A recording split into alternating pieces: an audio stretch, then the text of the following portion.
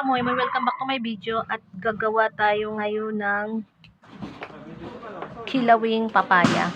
So guys, maganda po yung kulay nito pag binabalatan mo siya. Ma-orange pero hilaw pa siya. Yan o.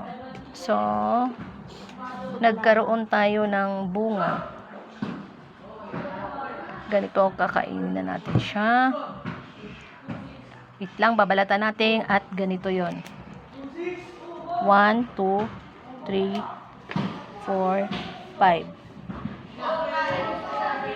5, ayan na. Diba? Bilis. Ito yung kulay oh. Hilaw pa siya. Siyempre, nilagyan ko siya ng asukal. Kilawin nga, di ba?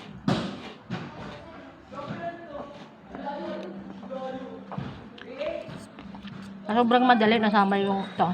Pero okay lang yan. Ma-orange, di ba?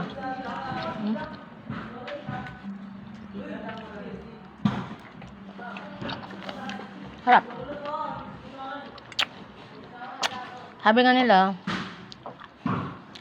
pag may pustatanin, may aanihin. Kaya ito yung inaani. Yun lang. At ito yung, ito. Diba?